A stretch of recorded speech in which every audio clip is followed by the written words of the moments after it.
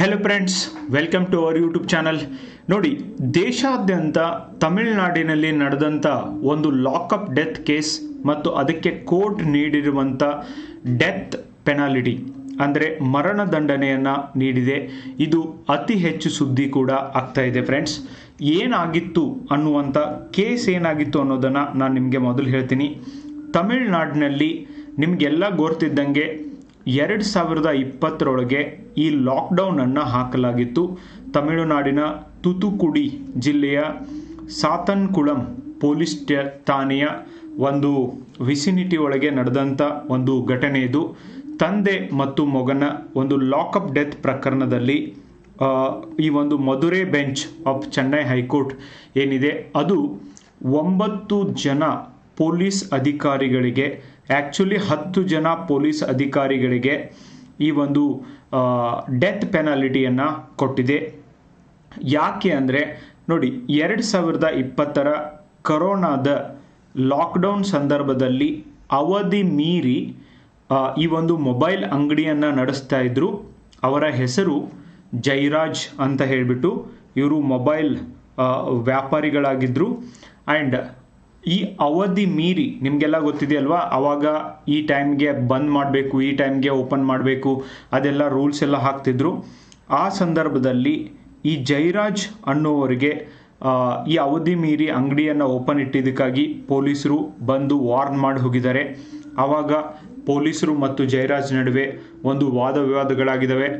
ಅದನ್ನೇ ತಲೆ ಒಳಗಿಟ್ಕೊಂಡು ನೆಕ್ಸ್ಟ್ ದಿನ ಬಂದು ಪೊಲೀಸರು ಈ ಜೈರಾಜನ್ನು ಅರೆಸ್ಟ್ ಮಾಡಿದ್ದಾರೆ.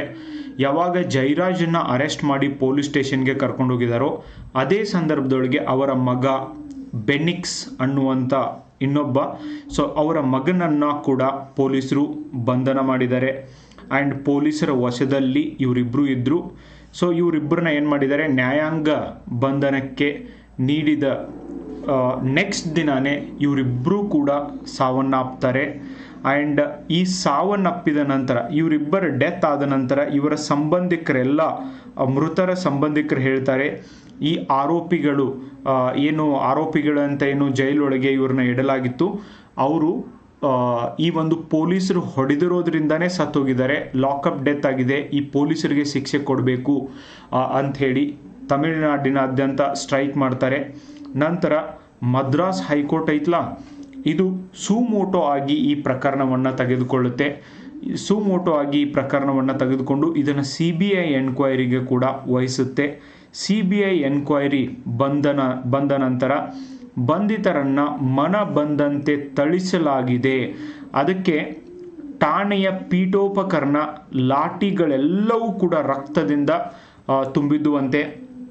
ಅಷ್ಟೇ ಅಲ್ಲ, ಇವುಗಳನ್ನು ಮುಚ್ಚಿ ಹಾಕಲಿಕ್ಕೆ, ಈ ಪ್ರಕರಣವನ್ನು ಮುಚ್ಚಿ ಹಾಕಲಿಕ್ಕೆ ಅಲ್ಲಿನ ಪೊಲೀಸ್ ಕಾನ್ಸ್ಟೇಬಲ್ ಆಗಿರ್ಬೋದು, ಇವರೆಲ್ಲರೂ ಸೇರಿ ಅವುಗಳನ್ನು ತೊಳೆದಿದ್ದಾರೆ. ಅಷ್ಟೇ ಅಲ್ಲ, CCTV ಕ್ಯಾಮ್ರಾದಲ್ಲಿರುವಂಥ ದೃಶ್ಯಾವಳಿಗಳನ್ನು ಅಳಿಸಲಾಗಿದೆ. ಇಷ್ಟೆಲ್ಲ ಈ ಒಂದು ಪ್ರಕರಣದೊಳಗೆ ಬಾಕಿಯಾಗಿದ್ದು, ಆ್ಯಕ್ಚುಲಿ ಏನಾದರೂ ಆದರೆ, ತಪ್ಪಾದಾಗ ಅಥವಾ ಏನಾದರೂ ಸಮಸ್ಯೆ ಆದಾಗ ನಮಗೆ ನ್ಯಾಯ ಕೊಡಿಸ್ತಾರೆ ಅಂತ ಪೊಲೀಸರು ಬರೀ ಎಲ್ಲ ಹೋಗ್ತಿರ್ಬೇಕಾದ್ರೆ ಇವ್ರು ನೋಡಿದರೆ ಈ ಥರ ಬ್ರೂಟ್ಯಾಲಿಟಿ ಮಾಡ್ತಿದ್ದಾರೆ. CCTV ಕ್ಯಾಮ್ರಾದಲ್ಲಿರುವಂಥ ದೃಶ್ಯಾವಳಿಗಳನ್ನು ಅಳಿಸಿ ಹಾಕಿದ್ದಾರೆ. ಈ ಎಲ್ಲ ಏನೇನು ಆಗಿದೆಯೋ ಇಲ್ಲಿ ಒಂದು ಇನ್ಸಿಡೆಂಟು, ಆಮೇಲೆ ಯಾವ ಥರ ಅವರನ್ನು ಇವರು ಹೊಡೆದಿದ್ದಾರೆ ಅಪ್ಪ ಮಗನ್ನ, ಮತ್ತು ಇವನ್ ಅವರ ರಕ್ತ ಎಲ್ಲ ಗೋಡೆಗೆ ಹೆಂಗೆ ಸಿಡಿದಿದೆ ಅನ್ನುವಂಥ ಎಲ್ಲ ವಿಷಯಗಳನ್ನು ಅದೇ ಪೊಲೀಸ್ ಠಾಣೆ ಒಳಗೆ ಕೆಲಸ ಮಾಡ್ತಾ ಇರುವಂಥ ರೇವತಿ ಅನ್ನುವಂಥ ಓರ್ವ ಮಹಿಳಾ ಪೊಲೀಸ್ ಕಾನ್ಸ್ಟೇಬಲ್ CBI ಮುಂದೆ ಸಾಕ್ಷಿಯನ್ನು ಕೂಡ ಹೇಳಿದ್ದಾರೆ. ಓಕೆ, ಇಲ್ಲ ಅಂದರೆ ಈ ಕೇಸು ಸ್ಟ್ರಾಂಗ್ ಆಗ್ತಿರಲಿಲ್ಲ, ಇವರಿಗೆ ಶಿಕ್ಷೆನೂ ಆಗ್ತಿರಲಿಲ್ಲ ಗೈಸ್. ಈ ಎಲ್ಲ ವಿಚಾರ ಮತ್ತು ವಾದ ವಿವಾದಗಳನ್ನ ನೋಡಿದ ಮೇಲೆ ಇವತ್ತು ಕೋರ್ಟ್ ಫೈನಲಿ ಇದನ್ನು ಲಾಕಪ್ ಡೆತ್ ಅಂತ ಹೇಳಿ ಡಿಕ್ಲೇರ್ ಮಾಡಿದೆ. Bachan Singh versus Union of India ಪ್ರಕರಣದೊಳಗೆ ಆ ಥರ ಪೊಲೀಸ್ ಠಾಣೆಗೆ ಕರ್ಕೊಂಡೊಯ್ದು ನೋಡಿ, ಭಾಳ ಸರ್ತಿ ಏನಾಗಿರುತ್ತೆ, ಮಾನವ ಹಕ್ಕು ಹೌದು, ಫಂಡಮೆಂಟಲ್ ರೈಟು ಹೌದು. ಆರ್ಟಿಕಲ್ 22 ಪ್ರಕಾರ ಯಾವ ವ್ಯಕ್ತಿಯನ್ನು ಅರೆಸ್ಟ್ ಮಾಡ್ತಾರೆ ಅವರನ್ನು 24 ತಾಸಿನೊಳಗಾಗಿ ಮ್ಯಾಜಿಸ್ಟ್ರೇಟ್ ಮುಂದೆ ಅಂದರೆ ಕೋರ್ಟ್ ಮುಂದೆ ಪ್ರೊಡ್ಯೂಸ್ ಮಾಡಬೇಕು ಅಂತ ಇದೆ. ಆದರೆ ಈ ದೇಶದೊಳಗೆ ಆಗ್ತಾ ಇರುವಂಥ 90% ಪ್ರಕರಣದಲ್ಲಿ ಇವ್ರು ಯಾರು ಕೋರ್ಟ್ಗೆ ಹೋಗ್ತಾ ಇಲ್ಲ, ಅದು ಎಲ್ಲ ಪೊಲೀಸ್ ಸ್ಟೇಷನಲ್ಲಿ ಎಂಡ್ ಆಗ್ತಾ ಇದೆ. ಆ್ಯಂಡ್ ಇದು ಪೊಲೀಸ್ ವ್ಯವಸ್ಥೆಯಲ್ಲಿರುವಂಥ ಒಂದು ಸಮಸ್ಯೆ. ಐ ಥಿಂಕ್ ಇದು ಪೊಲೀಸರ ಸಮಸ್ಯೆ ಅನ್ನೋಕ್ಕಿಂತನೂ ಜನ ಕೂಡ ಒಪ್ಕೊಂಡಿದ್ದಾರೆ, ಪೊಲೀಸರು ಸಾಲ್ವ್ ಮಾಡ್ತಾರೆ ಅಂತ ಅವ್ರ ಹತ್ರ ಹೋಗ್ತಾರೆ. ಅದಕ್ಕೇ ಈ ಥರ ಪ್ರಕರಣಗಳು ಮುಂದೆ ಹೋಗ್ತಾ ಇದ್ದಾವೆ. ಸಾಮಾನ್ಯ ನಾಗರಿಕರು ಈ ಅಪರಾಧ ಎಸಗಿದಲ್ಲಿ ಅವರಿಗೆ ಸಾಮಾನ್ಯ ಶಿಕ್ಷೆಯನ್ನೇ ವಿಧಿಸಲಾಗ್ತಾ ಇತ್ತು. ಆದರೆ ಈ ಒಂದು ಪೊಲೀಸರಿಗೆ ಮರಣದಂಡನೆಯನ್ನು ವಿಧಿಸಿದ್ದು ಎಷ್ಟರ ಮಟ್ಟಿಗೆ ಸರಿ ಅನ್ನುವಂಥ ಪ್ರಶ್ನೆ ಕೂಡ ಇಲ್ಲಿ ಕೆಲವೊಂದಿಷ್ಟು ಜನ ಎತ್ತುತ್ತಿದ್ದಾರೆ. ಪೊಲೀಸರು ಭಾಗಿಯಾಗಿದ್ದಾರೆ ಅಂದರೆ ಏನಾಯಿತು? ಸೊ ಪೊಲೀಸರಿಗೆ ಯಾಕೆ ಗಲ್ಲು ಶಿಕ್ಷೆಯನ್ನು ಕೊಡಬೇಕು ಅಂತ ಅಂದರೆ, ಕೋರ್ಟ್ ಹೇಳಿದೆ, this is called rarest of the rare case. ಯಾರು ಕಾನೂನನ್ನು ಕಾಪಾಡಬೇಕು ಅವರೇ ಕಾನೂನನ್ನು ಉಲ್ಲಂಘನೆ ಮಾಡಿದಾಗ ಏನಾಗುತ್ತೆ ಅನ್ನುವಂಥ ಮೆಸೇಜ್ನ ನಾವು ಇವತ್ತು ಕೊಡಲಿಲ್ಲ ಅಂದರೆ ಇಂಥ ಅಪರಾಧಗಳು ಹೆಚ್ಚಾಗ್ತವೆ ಅನ್ನೋದು ಕೋರ್ಟಿನ ಒಂದು ತೀರ್ಪು. ಸೊ ಇಲ್ಲಿ ಹೇಳುತ್ತೆ, ಕಣ್ಣಿಗೆ ಕಣ್ಣು, ಅವರು ಆ ಥರ ಮಾಡಿದ್ದಾರೆ ಅಂತ ಪೊಲೀಸರನ್ನು ಲಾಕಪ್ ಡೆತ್ ಮಾಡಿದ್ದಾರೆ ಅನ್ನುವಂಥ ಕಾರಣಕ್ಕೆ ಇವ್ರಿಗೂ ಕೂಡ ಈ ಥರ ಶಿಕ್ಷೆಯನ್ನು ವಿಧಿಸಿದ್ದು ಎಷ್ಟರ ಮಟ್ಟಿಗೆ ಸರಿ?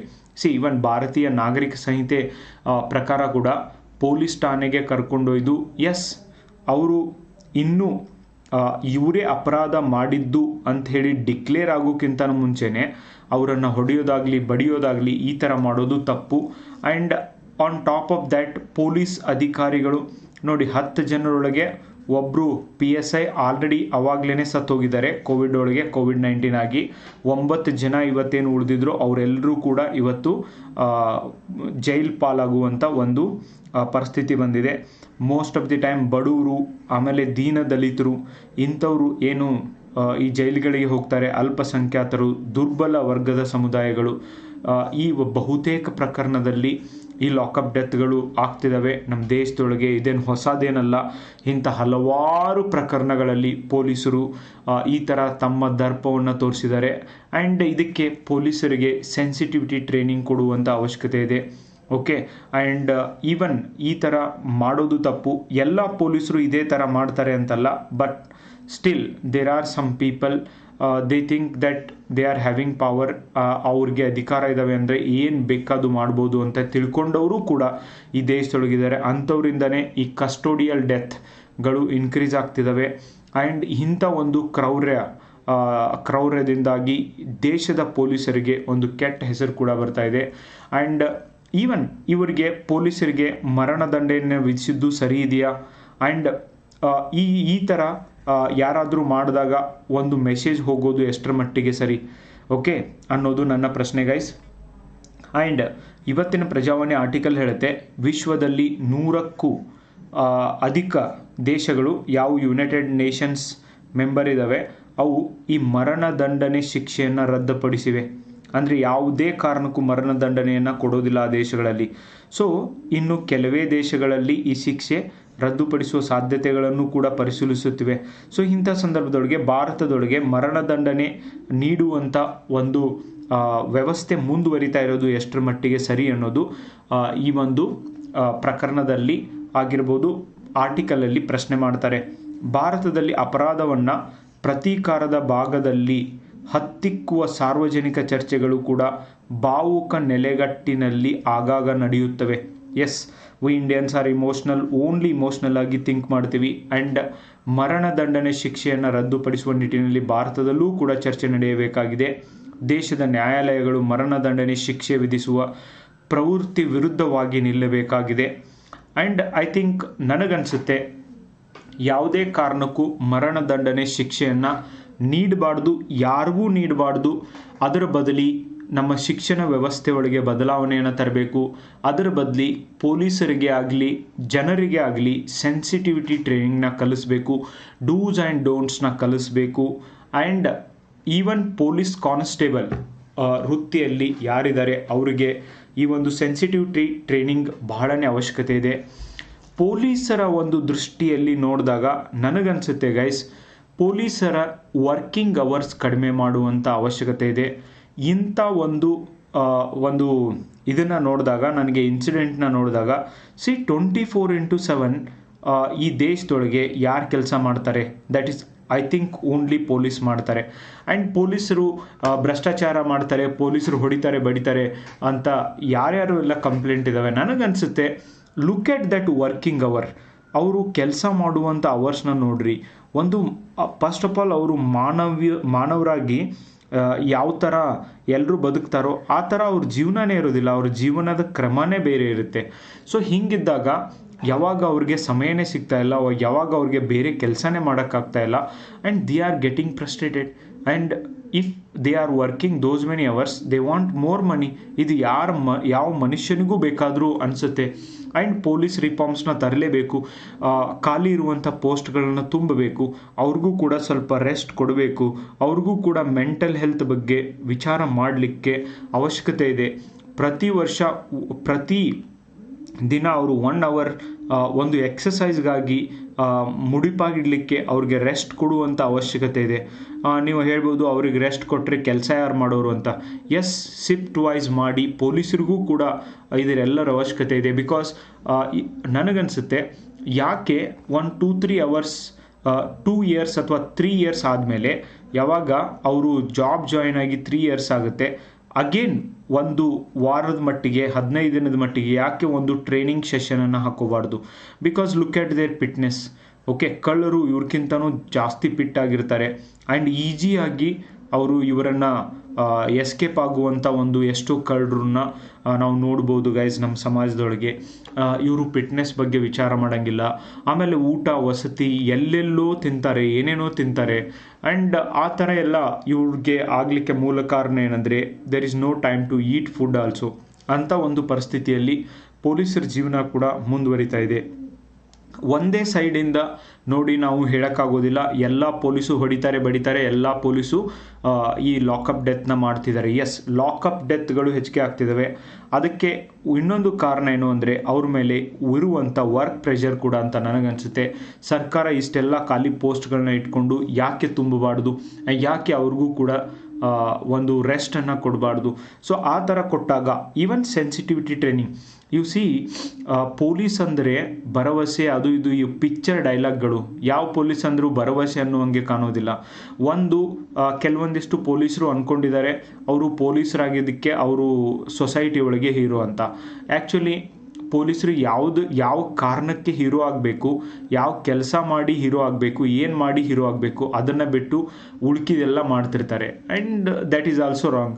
ಅವರಿಗೆ ಯಾವ ಕೆಲಸವನ್ನು ಒಪ್ಪಿಸಿರ್ತಾರೆ ಅದನ್ನು ಅಚ್ಚುಕಟ್ಟಾಗಿ ಮಾಡೋದನ್ನು ಬಿಟ್ಟು ಉಳ್ಕಿದನ್ನೆಲ್ಲ ಮಾಡ್ತಾರೆ. ಆ್ಯಂಡ್ ಆ ಥರನೂ ಕೂಡ ಮಾಡೋದು ತಪ್ಪು. ಒಂದು ಸ್ಟ್ರಿಕ್ಟ್ ಆದಂಥ ರೂಲ್ಸು ಪೊಲೀಸರಿಗೆ ಅಪ್ಲೈ ಆಗಬೇಕು ಮೊದಲು. ಅದು ಆದಮೇಲೆ ಈವನ್ ಜನರಿಗೂ ಕೂಡ ಇಂಡಿಯಾದೊಳಗೆ ಸಿವಿಕ್ ಸೆನ್ಸ್ನ ಬಹಳಷ್ಟು ಪ್ರಾಬ್ಲಮ್ ಇದೆ. ಆ್ಯಂಡ್ ಈವನ್ ನಾವೆಲ್ಲರೂ ಕೂಡ ಈ ಸೊಸೈಟಿಯ ಭಾಗವಾಗಿದ್ವಿ, ಆದರೆ ಸಿವಿಕ್ ಸೆನ್ಸ್ ಕಲಿಸುವಂಥ ಅವಶ್ಯಕತೆ ಇದೆ. ಸೊ ಹಾಗಾಗಿ ದೇಶದ ಪೊಲೀಸ್ ವ್ಯವಸ್ಥೆಗೆ ಲಾಕಪ್ ಡೆತ್ ಪ್ರಕರಣಗಳು ಒಂದು ಕಳಂಕವಾಗಿ ಉಳಿದಿವೆ. ಪೊಲೀಸರ ಚಿತ್ರಹಿಂಸೆಗೆ ಸಾಮಾನ್ಯ ಜನರು ಬಲಿಯಾಗುವ ವಿದ್ಯಮಾನಗಳು ದೇಶದ ವಿವಿಧೆಡೆ ನಡೀತಾನೆ ಇದ್ದಾವೆ. ಮೊನ್ನೆ ತಾನೇ ಗದಗಲ್ಲಿ ಒಬ್ಬ ಟ್ರಕ್ ಡ್ರೈವರ್ನಿಗೆ ಪೊಲೀಸರು ಹೊಡೆದಿರೋದ್ರಿಂದ ಅವನು ಲಾಕಪ್ ಡೆತ್ ಆಗಿದೆ. ಹುಬ್ಳಿಯಲ್ಲಿ ಲಾಕಪ್ ಡೆತ್ ಆಗಿದೆ. ಸೋ ಮೆನಿ ಟೈಮ್ಸ್ ಲೈಕ್ ಯಾವುದೇ ಪೊಲೀಸ್ಗೆ ಅಧಿಕಾರನೇ ಇಲ್ಲ ಕಾನೂನಿನ ಪ್ರಕಾರ. ಎಲ್ಲಿ ತನಕ ಕೋರ್ಟ್ ವಾದ ವಿವಾದಗಳನ್ನು ಪರಿಶೀಲಿಸಿದ ಮೇಲೆ ಎಸ್ ಈ ವ್ಯಕ್ತಿ ತಪ್ಪು ಮಾಡಿದ್ದಾನೆ ಅಂತ ಎಲ್ಲಿ ತನಕ ಹೇಳಂಗಿಲ್ಲ, ಅಲ್ಲಿವರೆಗೂ ಕೂಡ ಇವರಿಗೆ ಹೊಡೆಯಲಿಕ್ಕೆ ಅಧಿಕಾರ ಇಲ್ಲ ಅಂತ ಕಾನೂನಿದ್ರೂ ಕೂಡ ಈ ದೇಶದೊಳಗೆ ಅವೇರ್ನೆಸ್ ಇಲ್ಲದೆ ಇರೋದ್ರಿಂದ, ಈ ದೇಶದೊಳಗೆ ಜನರಿಗೆ ಅವೇರ್ನೆಸ್ ಇಲ್ಲದೆ ಇರೋದ್ರಿಂದ, ಈವನ್ ಪೊಲೀಸರಿಗೆ ಪ್ರಾಪರಾಗಿ ಸೆನ್ಸಿಟಿವಿಟಿ ಟ್ರೈನಿಂಗ್ ಕೊಡದೇ ಇರೋದ್ರಿಂದ, ಈವನ್ ನೀವು ಪೊಲೀಸ್ ಟ್ರೈನಿಂಗ್ನ ನೋಡಿ ನೀವು ಹಾನೆಸ್ಟಾಗಿ ಯಾರ್ಯಾರೆಲ್ಲ ಪೊಲೀಸ್ ಇದ್ದಾರೆ, ಯಾರ್ಯಾರೆಲ್ಲ ಪೊಲೀಸ್ ಇದ್ದವರು ಈ ವಿಡಿಯೋನ ನೋಡ್ತೀರಿ, ನೀವು ಹಾನೆಸ್ಟಾಗಿ ಹೇಳಿ ಗೈಸ್. ಈವನ್ ಮೊನ್ನೆ ದಯಾಮರಣವನ್ನು ಕೋರಿ ಪೊಲೀಸರು ಕರ್ನಾಟಕ ಹೋಮ್ ಮಿನಿಸ್ಟರ್ ಅವ್ರಿಗೆ ಒಂದು ಲೆಟರ್ನ ಬರೆದಿದ್ದಾರೆ ಅಂತ ಹೇಳ್ಬಿಟ್ಟು. I don't understand. ಲೈಕ್ ಅವ್ರು ಎಲ್ಲಿ ಅಪಾಯಿಂಟ್ ಆಗಿದ್ದಾರೆ ಅಲ್ಲೇ ಕೆಲಸ ಮಾಡಬೇಕು ಅನ್ನುವಂಥ ಮೂರ್ಖ ರೂಲ್ಸ್ನ ಯಾರು ತಂದಿದ್ದಾರೆ ಕರ್ನಾಟಕದೊಳಗೆ ನನಗೆ ಗೊತ್ತಿಲ್ಲ. Yes, there are certain situation, ಬೇರೆ ಬೇರೆ ಕಡೆ ಕೆಲಸ ಮಾಡ್ತಿರ್ತಾರೆ, ತಂದೆ ತಾಯಿ ಇರ್ತಾರೆ ಅಥವಾ ಮಕ್ಕಳು ಇರ್ತಾರೆ, ಅವ್ರನ್ನೆಲ್ಲ ಬಿಟ್ಟು ಅವ್ರು ಬೇರೆ ಕಡೆ ಇರಬೇಕು, ಇವ್ರು ಬೇರೆ ಕಡೆ ಇರಬೇಕು, ಬೇಕು ಅಂದವ್ರಿಗೆ ಟ್ರಾನ್ಸ್ಫರ್ ಕೊಡಲಿಕ್ಕೆ. What is the problem with police department? I don't understand. And they get frustrate, they do lock up deaths and all those things. ಯಾಕೆ ಅವ್ರನ್ನೂ ಕೂಡ ಮಾನವೀಯರಂತೆ ಇವರು ಟ್ರೀಟ್ ಮಾಡಲಿಕ್ಕೆ ಪ್ರಾಬ್ಲಮ್ ಆಗ್ತಾ ಇದೆ ಸರ್ಕಾರದಿಂದ. ಅದಕ್ಕೆ ಅವರು ಸಾಮಾನ್ಯ ಜನ ಸಿಕ್ಕಾಗ ಈ ಥರ ಬಲಿ ತಗೋತಿದ್ದಾರೆ. ಇವರಿಬ್ಬರ ನಡುವೆ ಸಾಯ್ತಾ ಇರೋರು ಮಾತ್ರ ಸಾಮಾನ್ಯ ಜನರು. ಸೊ ಹೀಗಾಗಿ ಪೊಲೀಸ್ ವ್ಯವಸ್ಥೆಯೊಳಗೂ ಬದಲಾವಣೆ ಅಂತ ತರಬೇಕು. ಸೆನ್ಸಿಟಿವಿಟಿ ಟ್ರೈನಿಂಗ್ ಕೊಡಬೇಕು. ನೋಡಿ, ಭಾಳ ಜನ 10th PUC ಆದಮೇಲೆ ಪೊಲೀಸ್ ಜಾಬಲ್ಲಿ ಹೋಗಿರ್ತಾರೆ. And it's very difficult. ಅವ್ರ ಕಡೆಯಿಂದ ಇವರು ಸೆನ್ಸಿಟಿವ್ ಆಗಿದ್ದಾರೆ, ಸೆನ್ಸಿಬಲ್ ಆಗಿ ಮಾತನಾಡ್ತಾರೆ, ಸೆನ್ಸಿಬಲ್ ಆಗಿ ಇರ್ತಾರೆ ಅನ್ನೋದನ್ನು ನಾವು ಎಕ್ಸ್ಪೆಕ್ಟೇ ಮಾಡೋಕ್ಕಾಗೋದಿಲ್ಲ. ಆ್ಯಂಡ್ ಇವತ್ತಿನ ದಿನ ಪೊಲೀಸ್ ಜಾಬ್ ಮಾಡೋದು ಕೂಡ ತುಂಬ ಕಷ್ಟ ಆಗ್ತಾ ಇದೆ. And awareness is very very important. ಅವಾಗ ಮಾತ್ರ ಇವುಗಳನ್ನು ತಡಿಬೋದು ಅಂತ ನನಗನ್ಸುತ್ತೆ. ನಿಮಗೇನನ್ಸುತ್ತೆ ಲಾಕಪ್ ಡೆತ್ ಬಗ್ಗೆ, ಪೊಲೀಸ್ ವ್ಯವಸ್ಥೆ ಬಗ್ಗೆ, ಜನರ ಮೇಲೆ ಅವರು ಮಾಡುವಂಥ ದಬ್ಬಾಳಿಕೆ ಮೇಲೆ, ದುರ್ಬಲ ವರ್ಗದವ್ರ ಮೇಲೆ ಇವರು ಮಾಡುವಂಥ ದಬ್ಬಾಳಿಕೆ ಮೇಲೆ? ಆಮೇಲೆ ನಿಮ್ಗೆ ಇನ್ನೊಂದು ಹೇಳ್ತೀನಿ, ದುರ್ಬಲ ವರ್ಗ ಅಂತ ಹೇಳಿ ಪೊಲೀಸರನ್ನೇ ಚಳ್ಳೆ ತಿನ್ನಿಸುವಂಥ ಎಷ್ಟೋ ಜನ ಕೂಡ ನಮ್ಮ ಸೊಸೈಟಿ ಒಳಗೆ ಇದ್ದಾರೆ. And it's very important. ಜನ ಕೂಡ ಸಿವಿಕ್ ಸೆನ್ಸ್ನ ಫಾಲೋ ಮಾಡಬೇಕು. ಆರ್ಗ್ಯುಮೆಂಟಿಗೆ ಇಳಿಯೋ ಬದಲಿ ಯಾರು ತಪ್ಪಿರುತ್ತೋ ಅವ್ರು ಸಾರಿ ಕೇಳಿಬಿಟ್ರೆ ಮುಗಿದು ಹೋಗುತ್ತೆ. ಬಟ್ ನಮ್ಮ ದೇಶದೊಳಗೆ, ನಮ್ಮ ಬ್ಲಡ್ ಒಳಗೆ ಅಂಥವೆಲ್ಲ ಆ್ಯಟಿಟ್ಯೂಡ್ಗಳು ಇಲ್ಲವೇ ಇಲ್ಲ. ನಾನೇನು ಕಮ್ಮಿ ನೀನೇನು ಕಮ್ಮಿ ಅಂತ ಒಂದು ಕಾಂಪಿಟೇಷನ್ಗೆ ಇಳಿಯೋದ್ರಿಂದ ಈ ಥರ ಬರ್ಬರ್ ಹತ್ಯೆಗಳಾಗ್ತಿದ್ದಾವೆ. ಇದರಿಂದ ಯಾರಿಗೂ ಕೂಡ ಒಂದು ಸೊಲ್ಯೂಷನ್ ಸಿಗ್ತಾ ಇಲ್ಲ ಅಂತ ನನಗನ್ಸುತ್ತೆ. ಗೈಸ್, ನಿಮ್ಮ ಅನಿಸಿಕೆ ಏನು? ಈ 9 ಜನ ಪೊಲೀಸ್ ಅಧಿಕಾರಿಗಳಿಗೆ ಈ ಶಿಕ್ಷೆಯನ್ನು ಕೊಟ್ಟಿದ್ದರಿಂದ ನಿಮಗೇನು ಅನಿಸುತ್ತೆ? Who is the guilty? ಯಾರ ಮಿಸ್ಟೇಕ್ ಇದೆ ಅಂತ ನೀವು ನನಗೆ ಹೇಳಬೇಕು. ಎರಡೂ ಕಡೆ ವಿಚಾರ ಮಾಡಿ ಹೇಳಬೇಕು. ಪೊಲೀಸರ ಸೈಡಿಂದನೂ ವಿಚಾರ ಮಾಡಿ, ಜನಸಾಮಾನ್ಯರಿಂದನೂ ವಿಚಾರ ಮಾಡಿ, ಕೋರ್ಟ್ ಕೊಟ್ಟಿರುವಂಥ ನಿರ್ಧಾರದ ಬಗ್ಗೆ ನಿಮ್ಮ ಅನಿಸಿಕೆ ಏನು? ನನಗನ್ಸುತ್ತೆ ಯಾವುದೇ ಪ್ರಕರಣ ಆಗಲಿ, ಯಾರದೇ ಏನೇ ಆಗಲಿ, ಮರಣದಂಡನೆ ಶಿಕ್ಷೆಯನ್ನು ಭಾರತದಿಂದ ತೆಗಿಬೇಕು. ಮರಣದಂಡನೆ ಕೊಡೋದ್ರಿಂದ ಯಾವ ಶಿಕ್ಷೆನೂ ನಿಂತಿಲ್ಲ, ಆಮೇಲೆ ಯಾರೂ ಬದಲಾಗಿಲ್ಲ ಅನ್ನೋದು ಜಗತ್ತಿಗೆ ಗೊತ್ತಾದಾಗ ಮಾತ್ರ ಜಗತ್ತಿನ 100ಕ್ಕೂ ಅಧಿಕ ದೇಶಗಳು ಮರಣದಂಡನೆಯನ್ನು ತೆಗೆದಿದ್ದಾವೆ. ಸೊ ಅದರ ಬದಲಾಗಿ ಬೆಳೆಯುವ ಸಿರಿ ಮೊಳಕೆಯಲ್ಲಿ ಅಂತ ಏನು ಹೇಳ್ತಾರೆ, ಮಕ್ಕಳಿಗೆ ಸ್ಕೂಲಲ್ಲಿ ಸಿಲೆಬಸ್ಗೆ ಮತ್ತು ಮನೆಯೊಳಗೆ ಒಂದು ಯಾರ ಜೊತೆ ಹೆಂಗೆ ಮಾತಾಡಬೇಕು, ಯಾರನ್ನು ಹೆಂಗೆ ಟ್ರೀಟ್ ಮಾಡಬೇಕು. ಎಸ್, ಅಫ್ಕೋರ್ಸ್ ಇನ್ನೊಬ್ಬರು ಹೇಳೋದು ನಮಗೆ ಇಷ್ಟ ಆಗದೆ ಇರುವಾಗ ಅದು ಇಷ್ಟ ಆಗಿಲ್ಲ ಅಂತ ಯಾವ ಥರ ಮಕ್ಕಳಿಗೆ ಹೇಳಲಿಕ್ಕೆ ಕಲಿಸ್ಬೇಕು, ಇದು ತಂದೆ ತಾಯಿ ಶಿಕ್ಷಕರ ಒಂದು ಡ್ಯೂಟಿ ಆಗಿರುತ್ತೆ ಅಂತ ನನಗನ್ಸುತ್ತೆ. Guys, what is your opinion regarding this case? Comment box ಒಳಗೆ ತಿಳಿಸಿ. ಬರುವಂಥ PSI ಮತ್ತು ESI, ಸಿವಿಲ್ PSI ಮತ್ತು ಎಕ್ಸೈಸ್ PSI ಎಕ್ಸಾಮ್ಸ್ಗೆ ಯಾರ್ಯಾರೆಲ್ಲ ಪ್ರಿಪೇರ್ ಮಾಡ್ತಿದ್ದೀರಿ? Yes, of course government will make definitely call forms. ಚುನಾವಣೆ ಆದಮೇಲೆ ನಿಮಗೆ ಕಾಲ್ ಫಾರ್ಮ್ಸ್ಗಳು ಬರ್ಬೋದು. Guys, be prepare for that. Paper 1, paper 2 ಕೂಡ ಪ್ರಾರಂಭ ಮಾಡುತ್ತೆ. ಈಗ ಸದ್ಯಕ್ಕೆ ಪೇಪರ್ 1 ಪ್ರಾರಂಭ ಮಾಡ್ತಾ ಇದ್ದೀವಿ. ಆ್ಯಂಡ್ 6th ಏಪ್ರಿಲಿಂದ ಪ್ರಾರಂಭ ಆಗಿದೆ. ಯಾರ್ಯಾರಿಗೆಲ್ಲ ಇಂಟ್ರೆಸ್ಟ್ ಇದೆ, ಆನ್ಲೈನಲ್ಲಿ ಕೋರ್ಸ್ ಇದೆ. 1000 ರೂಪೀಸ್ ಇದಕ್ಕೆ ಫೀಸ್ ಇದೆ ಗೈಸ್. ಆ್ಯಂಡ್ ಅದರ ಜೊತೆಗೆ daily 1 hour 9 PM to 10 PM ನಿಮಗೆ 1 hour ಕ್ಲಾಸ್ ಇರುತ್ತೆ. ಸೊ ಈ ಕ್ಲಾಸ್ಗೆ ನೀವು ಜಾಯ್ನ್ ಆಗ್ಬೋದು. ಇಲ್ಲಿ essay ಹೇಳ್ಕೊಡುತ್ತೆ, ಟ್ರಾನ್ಸ್ಲೇಷನ್ ಹೇಳ್ಕೊಡುತ್ತೆ, ಪ್ರಿಸೈಸ್ ರೈಟಿಂಗ್ ಕೂಡ ಹೇಳ್ಕೊಡುತ್ತೆ. ಬೋತ್ ಕನ್ನಡ ಆ್ಯಂಡ್ ಇಂಗ್ಲೀಷ್ ಮೀಡಿಯಮ್ನವರು ಜಾಯ್ನ್ ಆಗ್ಬೋದು. I try to explain in both language. And Kannada and English ಎರಡೂ ಮೀಡಿಯಮ್ನಲ್ಲಿ essay ಪುಸ್ತಕ ಇರೋದ್ರಿಂದ ನಿಮಗೆ ಮಟೀರಿಯಲ್ ಕೂಡ ಸಿಗುತ್ತೆ. ಸೊ ನಮ್ಮ ಆ್ಯಪ್ ಇದೆ ಕನ್ನಮಡಿ ಇನ್ಸ್ಟಿಟ್ಯೂಟ್ ಅಂತ. ಈ ಆ್ಯಪ್ನಲ್ಲಿ ನೀವು ಈ ಆ್ಯಪನ್ನು ಗೂಗಲ್ ಪ್ಲೇಸ್ಟೋರಿಂದ ಡೌನ್ಲೋಡ್ ಮಾಡಿಕೊಂಡು ಇವತ್ತೇ ಜಾಯ್ನ್ ಆಗೋದನ್ನು ಮರಿಬೇಡಿ ಗೈಸ್. ಈಗ ನೆಕ್ಸ್ಟ್ ನಮ್ಮ ಪುಸ್ತಕಗಳು PSI ಮತ್ತು ESI ಡೀಟೇಲ್ಡ್ ಆದಂಥ ಎಕ್ಸ್ಪ್ಲನೇಷನ್ ಇರುವಂಥ ಬೃಹತ್ ಪ್ರಶ್ನೋತ್ತರ ಮಾಲಿಕೆ ಬಿಡುಗಡೆ ಆಗ್ತಾ ಇದೆ. ಇಲ್ಲಿ ಓಲ್ಡ್ KSP ನಡೆಸಿರುವಂಥ ಎಕ್ಸಾಮ್ ಆಗಿರಬಹುದು ಆ್ಯಂಡ್ KE ನಡೆಸಿದಂಥ ಎಕ್ಸಾಮ್ ಆಗಿರ್ಬೋದು, ಯಾವ ಥರ ಟ್ರೆಂಡ್ ಚೇಂಜ್ ಆಗ್ತಾ ಇದೆ, ಇನ್ಕ್ಲೂಡಿಂಗ್ 2026 KE ಹೆಂಗೆ ಕ್ವಶನ್ ಕೇಳಿದ್ದಾರೆ, ಆ್ಯಂಡ್ ಹಳೆಯ ಪ್ರಶ್ನೆ ಪತ್ರಿಕೆಗಳನ್ನು ಡೀಟೇಲ್ ಆಗಿ ಎಕ್ಸ್ಪ್ಲೇನ್ ಮಾಡಿದಂಥ ಒಂದು ಪ್ರಶ್ನೆ ಪತ್ರಿಕೆ ಮಾಲಿಕೆ. ಪೊಲೀಸ್ ಕಾನ್ಸ್ಟೇಬಲ್ ಮತ್ತು PSI ಎರಡೂ ಕೂಡ ಬೃಹತ್ ಪ್ರಶ್ನೋತ್ತರ ಮಾಲಿಕೆಗಳ ಸಂಗ್ರಹ ನಿಮಗೆ ಆದಷ್ಟು ಬೇಗ ಮಾರುಕಟ್ಟೆಯಲ್ಲಿ ಸಿಗ್ತದೆ guys. And even subject wise test series for PSI ಮತ್ತು ಪೊಲೀಸ್ ಕಾನ್ಸ್ಟೇಬಲ್ ಈ ಎರಡೂ ಎಕ್ಸಾಮ್ಗೆ ಸಬ್ಜೆಕ್ಟ್ ವೈಸ್ ಟೆಸ್ಟ್ ಸೀರೀಸ್ ಸಿಗುತ್ತೆ ನಿಮಗೆ. ಫಾರ್ ಎಕ್ಸಾಂಪಲ್ ಹಿಸ್ಟ್ರಿಯಲ್ಲಿ 30 ಚಾಪ್ಟರ್ಸ್ ಇದ್ದಾವೆ ಅಂದರೆ 15 ಚಾಪ್ಟರ್ ನಿಮಗೆ ನೀಡಲಾಗುತ್ತೆ. 1 ವಾರ ಟೈಮ್ ಇರುತ್ತೆ. ಆ 1 ವಾರದೊಳಗೆ ಈ 15 ಚಾಪ್ಟರ್ನ ನೀವು ಓದಬೇಕು. ಓದ್ಬಿಟ್ಟು ನೀವು ಆ ಕ್ವಶನ್ಗಳಿಗೆ ಆನ್ಸರ್ ಮಾಡಬೇಕು. ಅದಕ್ಕೆ ಸಿನಾಪ್ಸಿಸ್ನ ಕೊಡುತ್ತೆ, ಡೀಟೇಲ್ ಆದಂಥ ಎಕ್ಸ್ಪ್ಲನೇಷನ್ನ ಕೊಡುತ್ತೆ. This is what the subject wise test series for PC, PSI, FDA, SDA, group C, ಈ ಎಲ್ಲ ಎಕ್ಸಾಮ್ಸ್ಗೂ ಕೂಡ ನಿಮಗೆ ಉಪಯೋಗ ಆಗುತ್ತೆ. ಸಪ್ರೇಟ್ ಎಕ್ಸಾಮ್ ಕೂಡ ಇರ್ತವೆ. ಆ್ಯಂಡ್ ಪ್ರಬಂಧಗಳ ಪುಸ್ತಕ 50 ಪ್ರಬಂಧಗಳ ಪುಸ್ತಕ ನಿಮಗೆಲ್ಲ ಗೊತ್ತಿದೆ, ಕನ್ನಡ ಮಾಧ್ಯಮದೊಳಗೆ ಲಭ್ಯವಿದೆ. ಭಾಷಾಂತರ ಪುಸ್ತಕ ಲಭ್ಯವಿದೆ, ಇಂಗ್ಲೀಷ್ ಮೀಡಿಯಂ ಎಸ್ಸೆ ಪುಸ್ತಕ ಲಭ್ಯವಿದೆ. ಇದರ ಜೊತೆಗೆ ಹಲವಾರು ಪುಸ್ತಕಗಳು ಇನ್ನೂ ರಿಲೀಸ್ ಆಗಬೇಕಾಗಿದೆ ಗೈಸ್. ಆ್ಯಂಡ್ ಮೆಂಟರ್ಶಿಪ್ ಪ್ರೋಗ್ರಾಮ್ ಕೂಡ ಧಾರವಾಡದ ಸಪ್ತಾಪುರ್ನಲ್ಲಿರುವಂಥ ನಮ್ಮ ಇನ್ಸ್ಟಿಟ್ಯೂಟ್ನಲ್ಲಿ ನಿಮಗೆ ಮೆಂಟರ್ಶಿಪ್ ಪ್ರೋಗ್ರಾಮ್ ಕೂಡ ಅವೈಲೇಬಲ್ ಇದೆ. ಇದರ ಉಪಯೋಗವನ್ನು ತಗೊಳ್ರಿ, ನಿಮಗೆ ಗೊತ್ತಿರುವವರಿಗೆ ಇದ್ರ ಬಗ್ಗೆ ಹೇಳ್ರಿ. Even 5th standard to 10th standard ನಮ್ಮ ಒಂದು ಸಂಸ್ಥೆಯೊಳಗೆ ವೆಕೇಷನ್ ಕ್ಲಾಸಸ್ಗಳು ಕೂಡ ನಡೀತಾ ಇದ್ದಾವೆ. ಆ್ಯಂಡ್ ಇನ್ನೂ ಒಂದು ವಾರ ಟೈಮ್ ಇದೆ. ವೆಕೇಷನ್ ಕ್ಲಾಸಸ್ಗೆ ನಿಮ್ಮ ಮನೆಯಲ್ಲಿ ಯಾರಾದರೂ ಕಿಡ್ಸ್ ಇದ್ದರೆ you can send.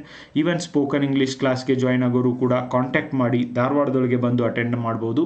Thank you so much for watching the video. Bye, take care.